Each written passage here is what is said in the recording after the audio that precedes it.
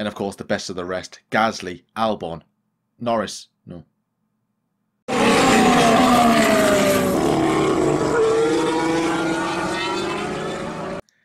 Well, this is it. The final round in 2019 for the Formula One season. The sun sets quite literally on the Formula One season in Abu Dhabi. The race starts at dusk, it ends at night. A spectacular view, a spectacular scenery to end Formula One. The track, not quite popular with Formula One fans.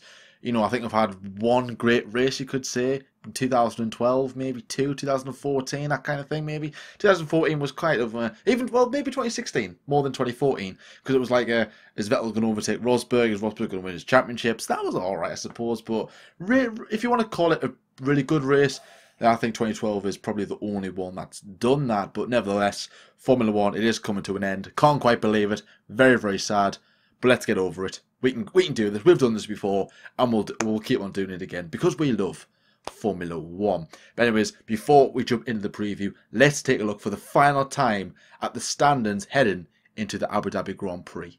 So Lewis Hamilton will finish the season in P1 and his teammate in P2. Max Verstappen's in P3, 11 points ahead of his nearest rival Charles Leclerc in P4. His teammate Sebastian Vettel's in P5. That's his lowest position that he would finish at since he joined Ferrari way back in 2015. Pierre Gasly, Carlos Sainz and Alexander Albon are in P6, 7 and 8. Just 11 points separate Albon from Gasly. Who will get best of the rest? Let's find out this weekend. It's very, very close. 9th place is Daniel Ricciardo in the Renault, and in 10th place is Sergio Perez in the Racing Point.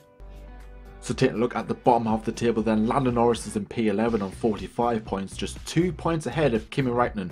He's in P12. Nico Hülkenberg, is this his last weekend in Formula 1? He's in P13 on 37 points. Daniel Kvyat is in P14 on 35. Lance Stroll in the Racing Point is in P15. Kevin Magnussen, a very disappointing season, he's in P16.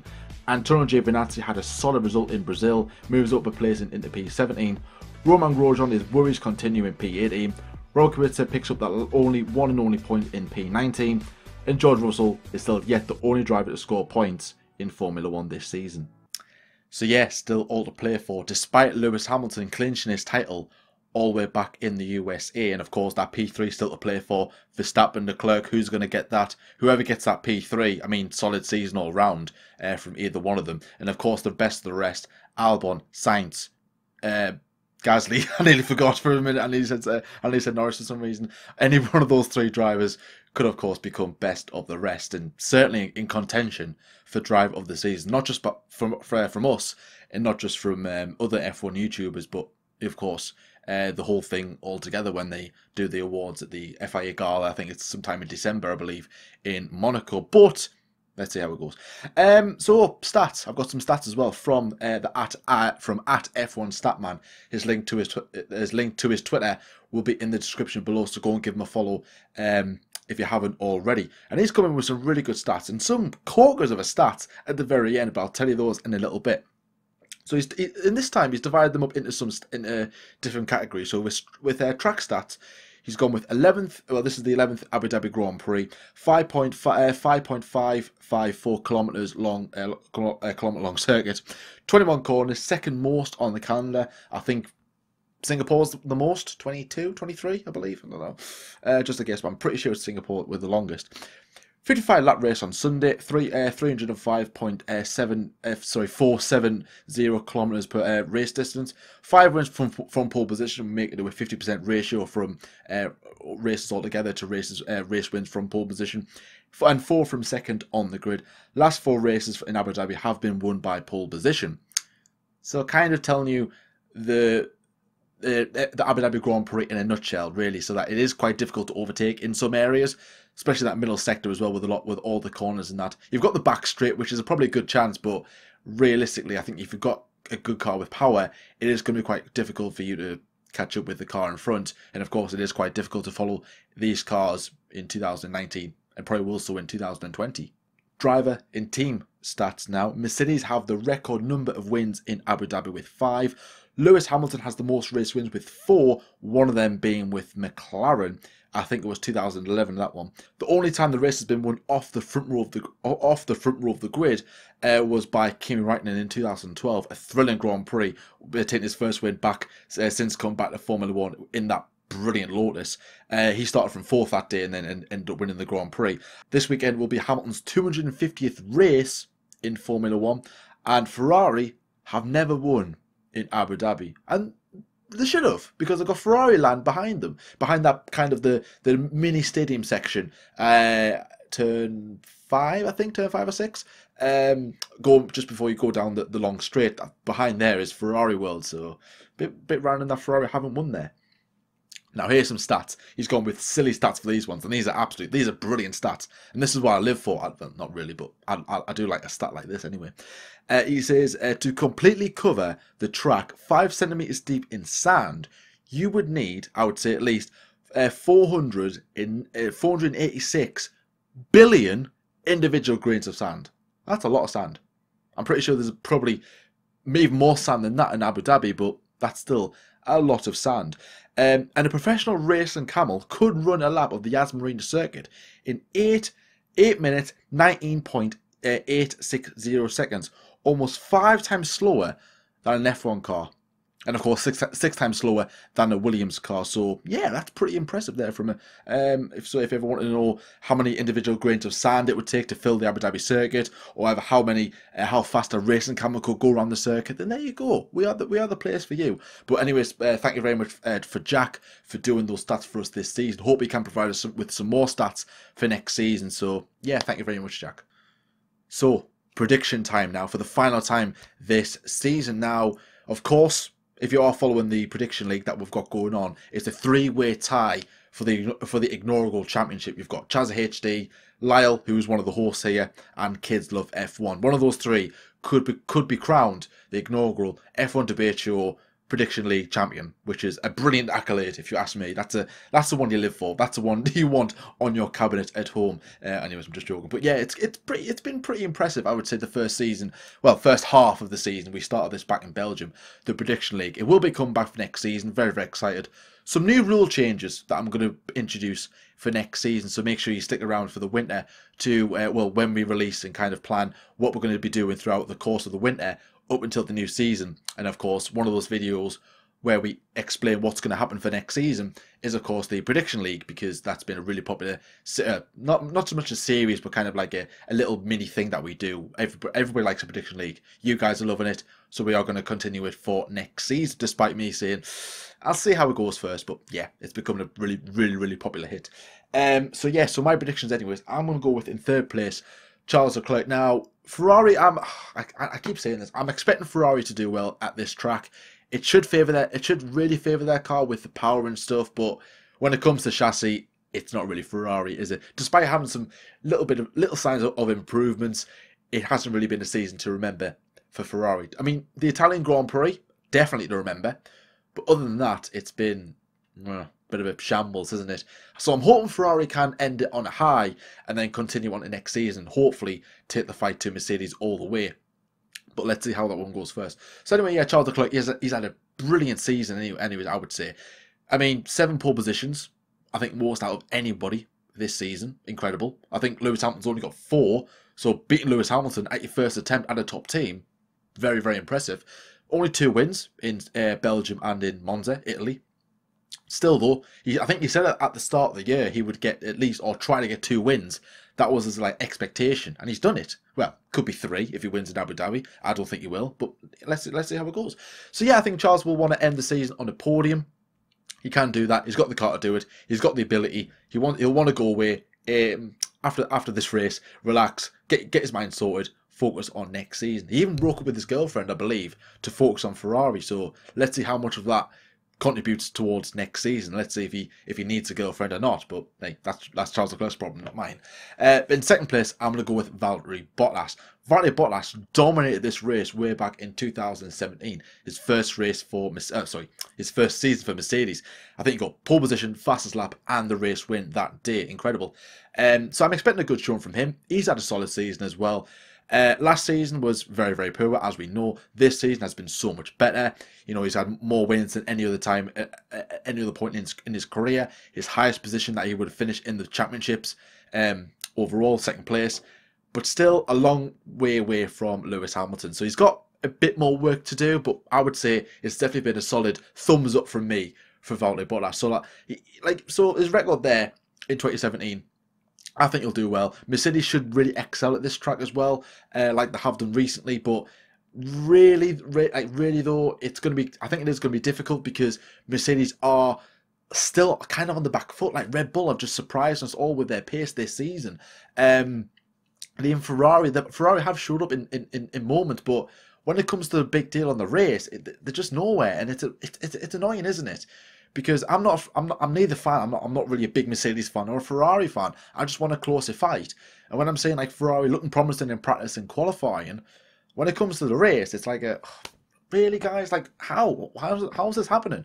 But anyways, about Mercedes. So yeah, I think Bottas should end the season on a high. Could go for the race win. I think it's a good chance to. But I think Hamilton is going to take his 6th win at Abu Dhabi. No, his 5th. His 6th. I don't know. Oh man, that's a bit of a bummer. I think it's his 5th. Yeah. But anyways, yeah. So I think he'll win another Grand Prix at Abu Dhabi. Certainly very, very strong here. He's got a good car. Round off the championship in the best possible way. Pole position, really, really doubt it. I think that might go to Charles, but I think Ferrari will screw him over somehow. They always seem to do. Hope not, but let's see how it goes. So yeah, I think Hamilton will want to end the season on a high. Another race win. I think it'll be up to 84, 85 race wins if he wins there. So still, you know, possible to catch Michael Schumacher next season. So that's what he'll want to do. Wrap up the championship, like I said, in the USA. 6 titles, solid season, isn't it? He'll want to go away, relax, get his mind sorted, focus on next season as early as possible. Probably about mid-January time, I would have thought. Maybe even earlier than that, who knows? Maybe he might not get any rest. He might have like a week of just chilling out, then go, right, let's focus on 2020 because I want to, you know, match Michael Schumacher because he can do it. But it's going to be so close, I think, at the top next season. I'm predicting a very close fight, hopefully between the Red Bulls, the Ferraris and the Mercedes. Well, I think Hamilton will have a good weekend. Like I said, pole position, maybe not, but certainly the race win. I think Mercedes will, you know, think of something to try and win that Grand Prix. But anyways, that's my predictions. That's my top 3. Lewis Hamilton to win, Valtteri Bottas for P2, and Charles Leclerc for P3. Now, if you do still want to be part of our prediction league, then leave your top 3 in the comment section below. You have until 10 minutes before lights out to enter. Any entries after that, after those 10 minutes, will not be classified or entered, if you like, and of course T's and C's apply. No, I'm only kidding. And so yeah, if you do want to get involved, then comment below underneath this video your top 3. You will be entered into the league. You might not win it. Well, you probably won't win it if you are way back, but it's a taking part that counts, isn't it? It's a taking part that counts. But that's my predictions. Leave us your predictions.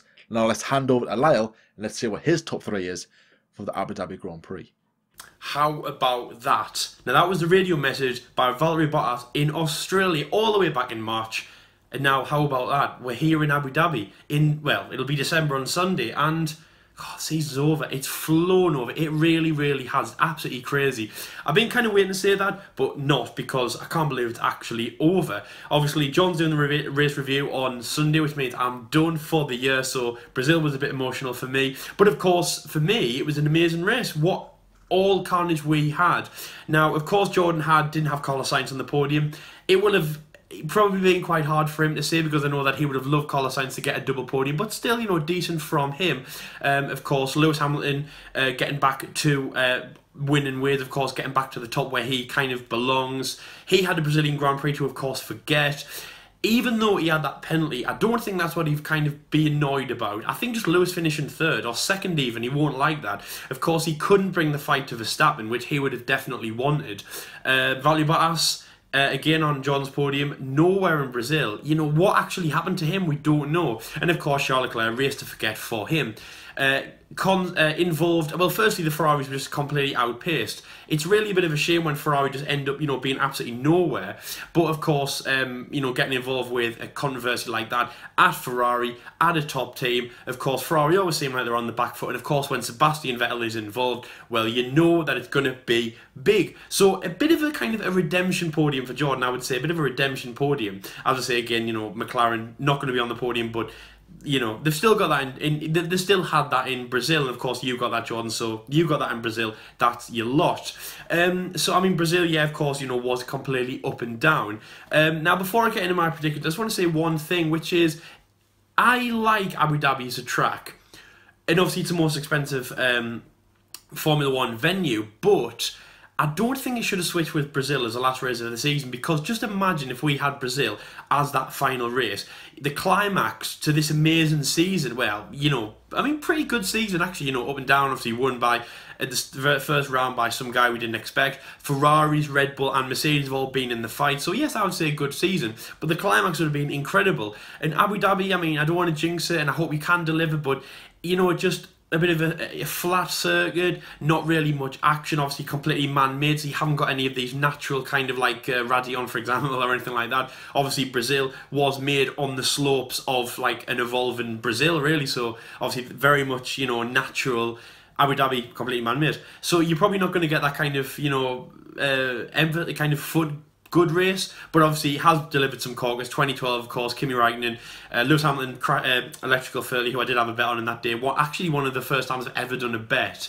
So that was quite good for me. I was on for big money, and then he retires with an electrical problem. So Raikkonen winning the race that year. Sebastian Vettel, of course, winning his first World Championship here. So it had some good years, and of course, obviously Lewis Hamilton winning the 2014 championship with Mercedes as obviously his second, his first with the team. Very big year. So it's had its years, but obviously Brazil, I think, is much better. Anyways, so of course, cracking on with my predictions. Now, again, as I said, good podium by Jordan, kind of more of a redemption one.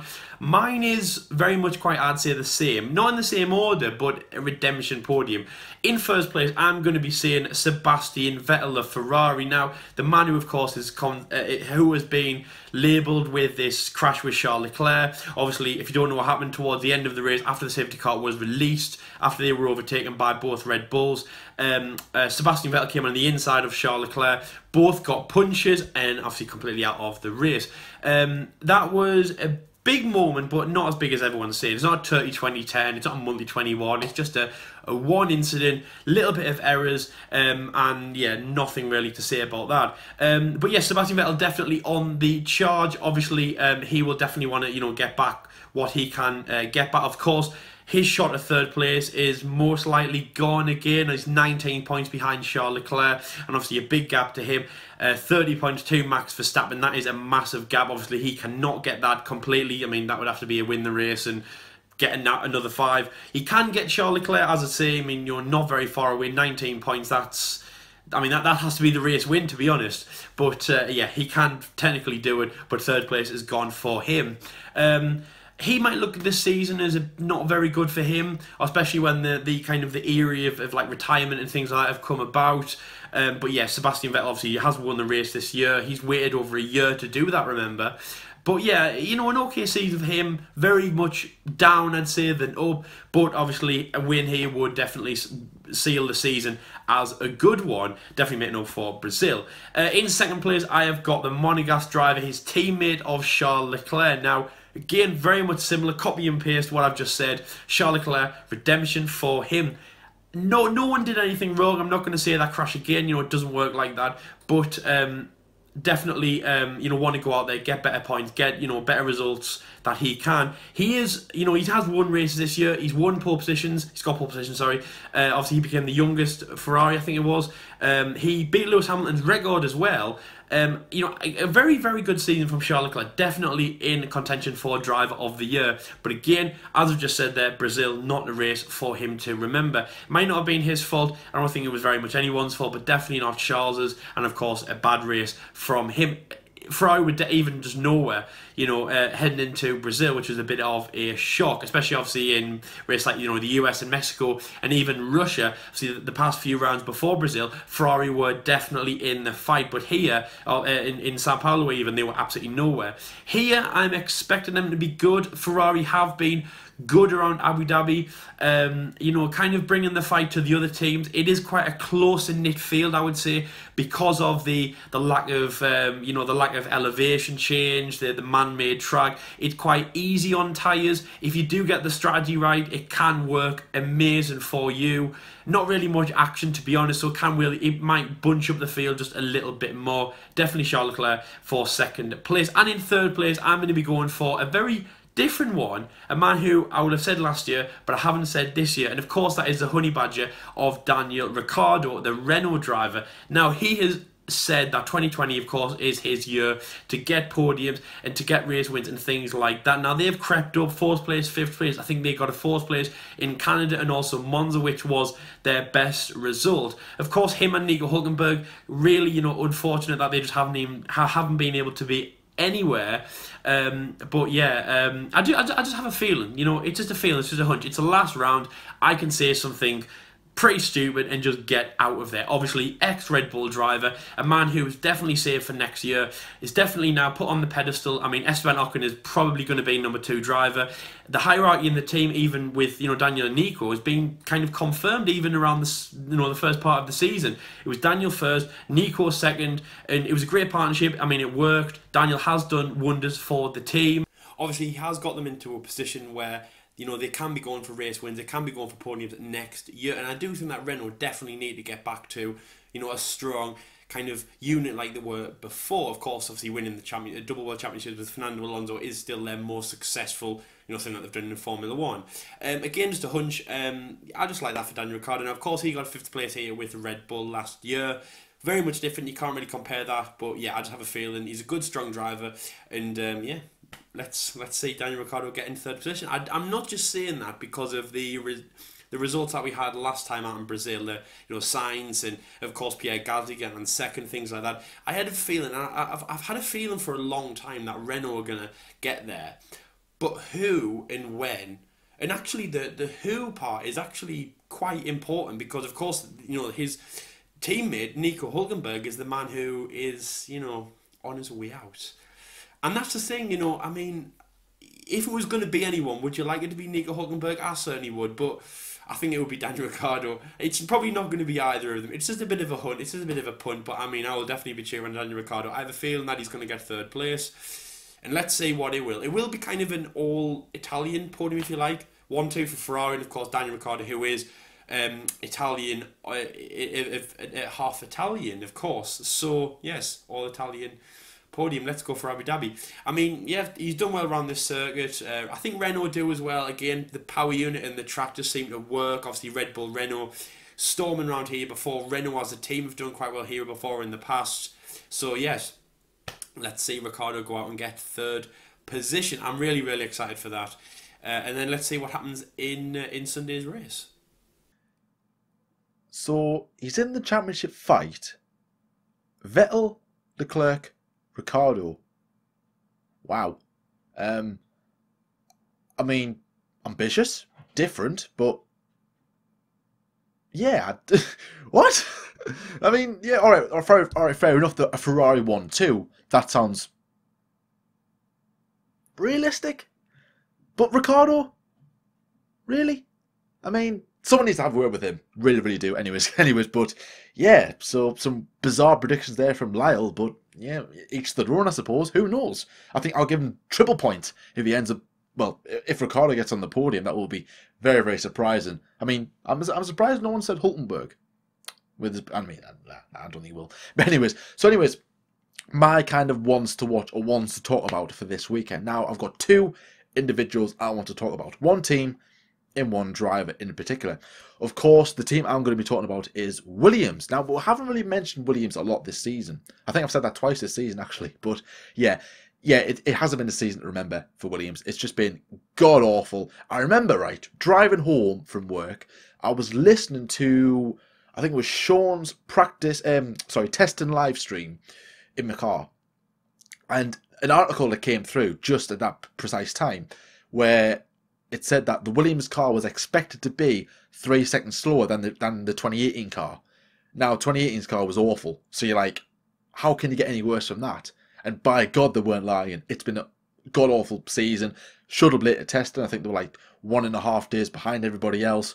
It's been abysmal, hasn't it? Kubica coming back in, his comeback, a brilliant, brilliant story. Such a shame it couldn't really transition into like another fairy tale kind of story. It is a fairy tale that he got back to Formula One, but very disappointing that he's at the back of the grid fighting for nothing. In George Russell, the best he can do is P19 on a typical normal everyday race. Anything else is a bonus, whether that's driver demotions or penalties or crashes or anything else like that. So, but George Russell, he's had a good season in his first year at Williams. I'll qualify Kubica at every single Grand Prix. But the frustrating thing is that Kubica has outraced Russell once, and that was in Germany, and he scored the team's only point. So that's like, oh, really? So if anybody deserves a point in Williams, it's definitely George Russell. But he's got a big future ahead of him. I am a fan of George Russell. I wouldn't say I'm like, oh, go George, but I'm like, yeah, he's a one to watch. I like him. I like his attitude. I like his driving style. It's smooth. It's quick. It's aggressive. I like it. So yeah, big fan of George Russell. Let's see how he can do. But for me, Williams will just want to pack the stuff, and just go and forget about 2019. Hopefully 2020 will be a better season. Say goodbye to Robert Kubica. Thank you so much for coming back to Formula One. It's been a brilliant story for you. Such a shame it just didn't work out for you. But yeah, it's been great to see you back. Inspirational story. A lot of people will look up to you, especially if they need any inspiration, not just in Formula One, but any other sport or anything else in life where you think, I can't get to there because of this, I can't get to there because of that. But of course you can, because many people have done before. You just need that belief, that determination, like Robert Kubica had. So it's a brilliant story. And yeah, like I said, George Russell, a lot of potential, lots to do in Formula One, but it's been a very frustrating season for them, for Williams. So they'll be happy to see the back of 2019, and hopefully have a better 2020 with Nicholas Latifi. I know he's not announced as of yet, as we're recording this, but yeah, he is going. But anyways, let's see how that partnership works out next season. And of course, the driver I'm going to be talking about is Nico Hülkenberg. Sad times for Nico Hülkenberg, of course. Coming to the end of his Formula 1 career, possibly this season. Definitely this season, of course. He won't be there next season, but might come back in 2021. Let's see how it goes. After the Abu Dhabi Grand Prix, it'll be 177 starts for the German. He's had a total of 511 points in his Formula 1 career. 1 pole position, and of course in Brazil 2010, and only 2 fastest laps. One of them was probably in Brazil 2012 when he was leading. Could have won the Grand Prix. Could have gone on the podium as well if he didn't win that race. But of course, hit Hamilton. Shame. Even this season, he could have gone on the podium. I think he was running in P3 in Germany before he, like most people, I suppose, billed it on the very last corner, and of course hit that drag strip track, went wide in the barrier. Gutted, very, very gutted. But a lot of people are very disappointed that Hülkenberg, is going to be leaving Formula One. There was a lot of potential when he came into the sport, a lot of hype. He hasn't delivered, unfortunately. All right, he hasn't had the car to do it, but then you could say, well, Perez got podiums and Hülkenberg hasn't. He's had a lot of P4s, and there were some races that he could have transitioned into podiums. He just bottled it, or maybe sometimes it was Hülkenberg's fault, and sometimes it wasn't. Maybe reliability, or maybe even a crash ahead, or puncture, or anything else like that. So some of them things were out of Hülkenberg's hands, but certainly certainly Hülkenberg could have finished on the podium a number of times. So yeah, it's not a stat to have. It'll be the most Grand Prix starts without a podium for Nico Hülkenberg. Such a shame. Unless he gets a podium in Abu Dhabi, well, he'll still be the longest running Grand Prix appearances without a podium, but hopefully he can get one before the end of the season, which I doubt it. And I think there's like a little petition thing in Formula One Twitter where they are trying to get Hülkenberg driver of the day. So I might predict Hülkenberg as the driver of the day. So yeah, that's going to be quite interesting to see if fans actually do go ahead with that. But like I said in the Red Bull is Albon the right choice for Red Bull video, I said that okay, Hulkenberg, he's been in God, he's been done his job, he's now leaving. Sad times, but the issue is that money talks in Formula One. Now, like I said, Grosjean is at Haas because he's got a lot of money behind him. If it was down to pure driving, Hulkenberg would have that seat all day long. Over Grosjean anyway. If it was up against anybody else, I don't know, but certainly up against Grosjean. No offense, Grosjean fans, but Hulkenberg for me is probably a better driver. I mean, some people might agree with that, some people might not, but there you go. But of course, Hulkenberg isn't bringing that much cash with him, so it's such a shame, isn't it? Because everybody thought Hulkenberg was going to Haas. Even I said it in the prediction video back in July, August time, I think. And a lot of people kind of laughed at us for that, and then kind of went, "Actually, you could be right."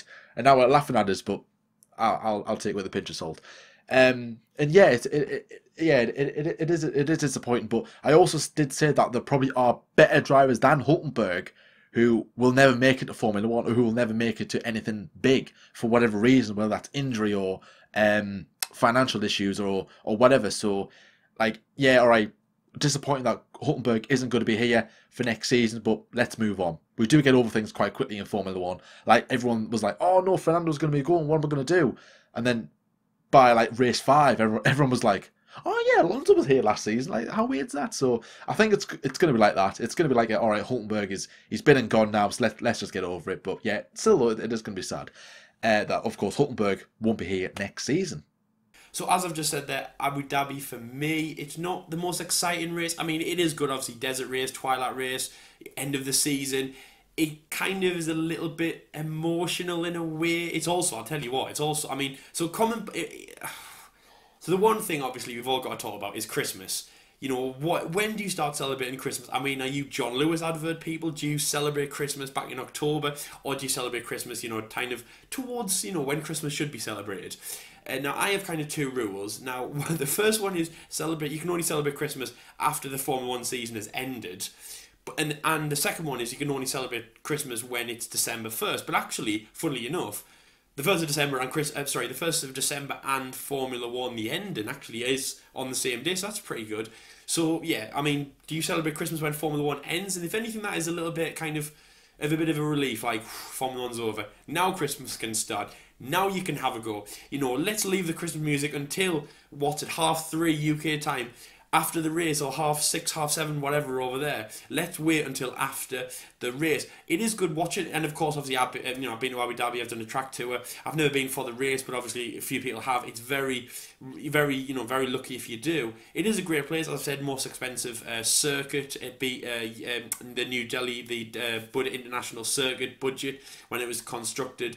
And obviously put on the calendar back in 2009. Actually, there we go also as well. It's actually the 11th race, but 10 years since we've been coming to Abu Dhabi. I don't know if Jordan mentioned that earlier, but so again, yeah, I'd say pretty good. 10 years for here, and the 11th edition, of course, on Sunday. Now, the World Championship, of course, is sorted. Second place is sorted with Valtteri, excuse me, Bottas. I bet you're waiting for that. But of course, third place is still to play for. Of course, Verstappen, Leclerc, and Vettel all still with. Verstappen and Leclerc are the only drivers still in with a shot. Of course, Verstappen holds that over Leclerc, 11 points over the Monegasque driver. Sebastian Vettel have been in no man's land.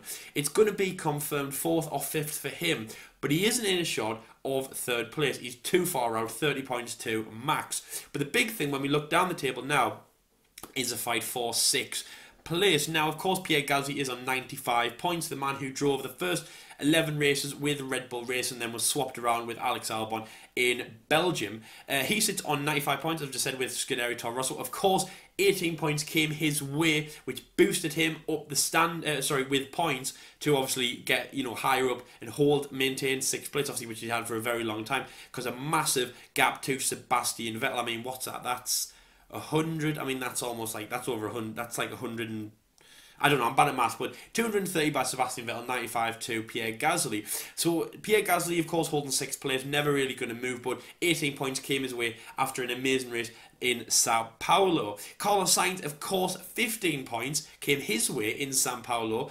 A great race from him, 3rd place, well, 4th He never got the official podium, but obviously when Lewis Hamilton budged and gave him the trophy, he got his 3rd place. And Lando Norris was also on the podium for some stupid reason. And then also Alexander Albon, 8th place for him, 84 points.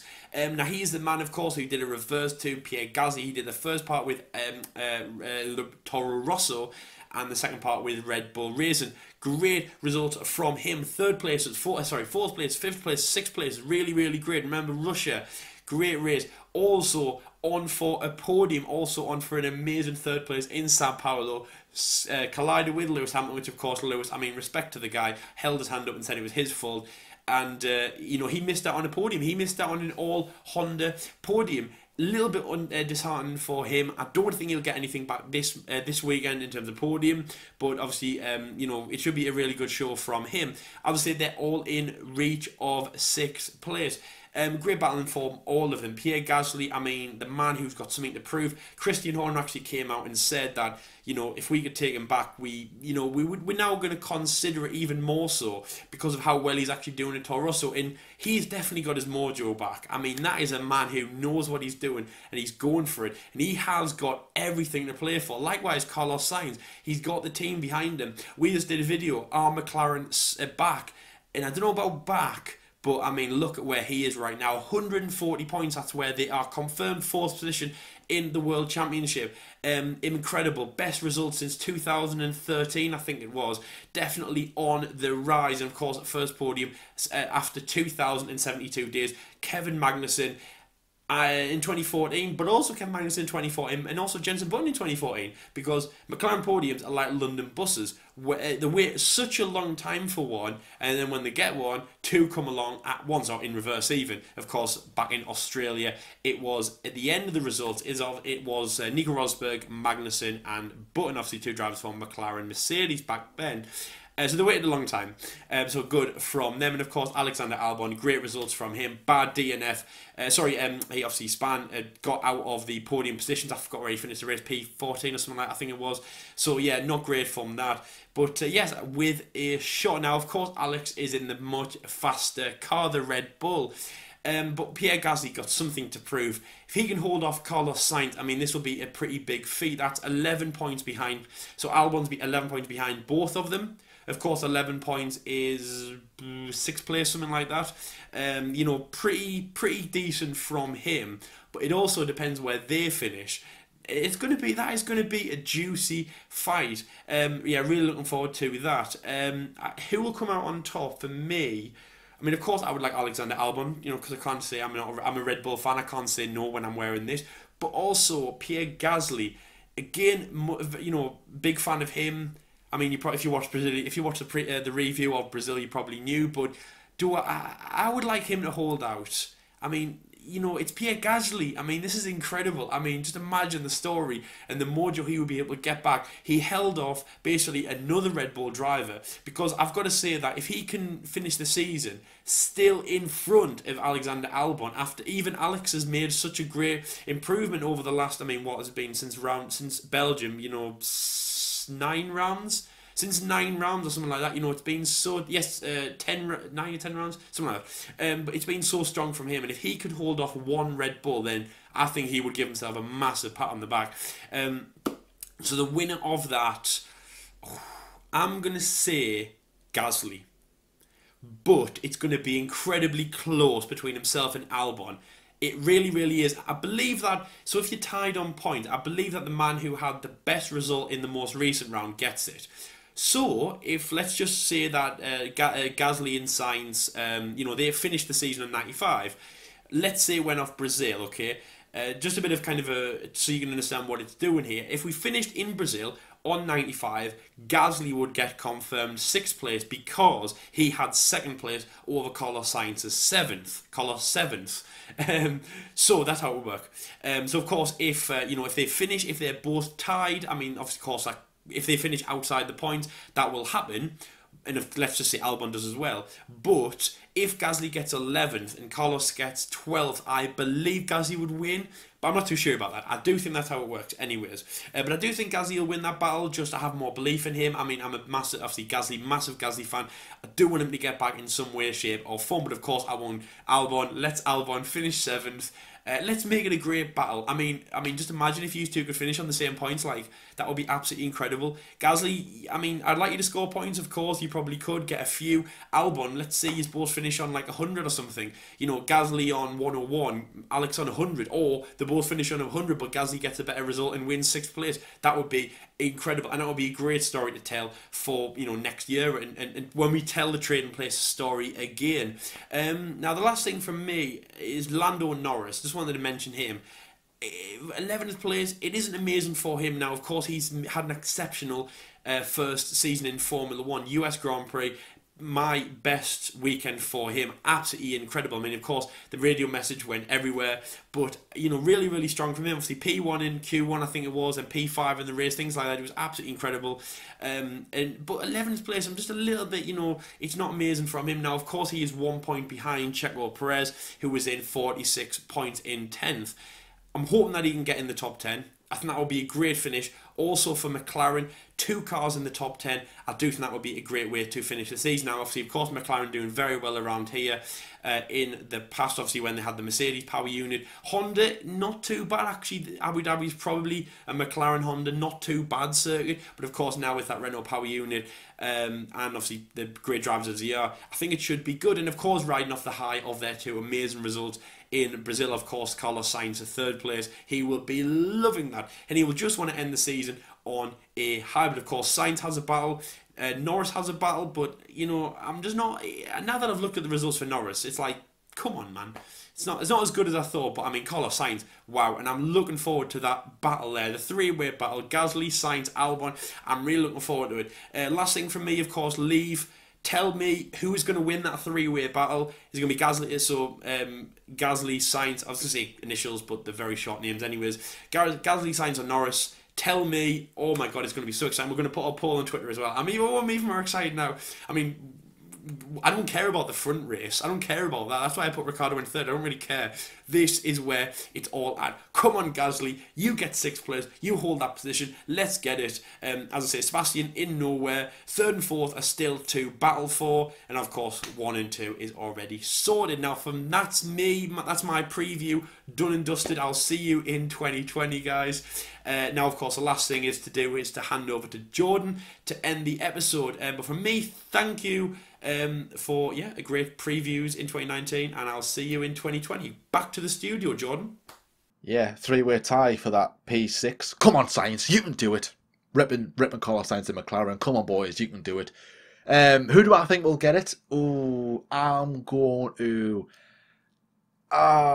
to say Sainz at this moment in time because obviously you've got that 11-point deficit between Albon and Sainz. So, and Sainz can finish like in between, like less than 11 points behind Albon if his race goes well. On a normal race day, I think he could. Of course, Albon will probably finish ahead of Sainz, but I think Sainz, as like I said, could be in that window of less than 11 points. Gasly, maybe not. I don't know how Toro Rosso will fare here. Might not be that quite their track. I think Honda are quite down on power, even though that wasn't the case in Brazil. But I think this is going to be even more of a power-suited circuit. I think Honda might not quite be there, but let's see how it goes anyway. So I think for me, Carlos Sainz, I think he'll get P6, which will be a solid result. Absolutely solid result. Podium? Bit far-fetched. Will he get over 100 points? Yes, I think he will. That's all he needs, 5 more points. So finish, P7 or higher, and he's got it. So happy days from Carlos Sainz. But yeah, it's been a solid season, hasn't it, for Formula 1. But anyways, guys, this is where I'm going to wrap up this preview for the final time in 2019. Thank you so much for watching as well. Thank you so much for watching the previews and, of course, getting involved with our prediction league. And, of course, like we do every single weekend, F1 Debate Show on Saturday, 6 o'clock. Good topic to talk about this week, so I'm very excited to discuss to have a good old conversation about that particular topic. And of course, join me on Sunday with the Abu Dhabi race review for one final time as we close the curtains on F1 in 2019. So yeah, sad times. But anyways, guys, thank you so much for watching. Like I said, comment below your predictions if you do want to get involved in our prediction league. Stay tuned as well for our content coming over the winter. We'll be releasing some sort of videos later on, or even a statement on our Twitter. Which if you haven't followed us already, then go do so. Our name is at F1_day16. We post a lot of updates on there as well. Links will be in the description below. So go and check us out on Twitter if you haven't already. Go and give us a follow. Nearly on 400 followers. So that'll be pretty cool to hit before the end of the season. But anyways, thank you so much for watching, and until next time, I'll see you later.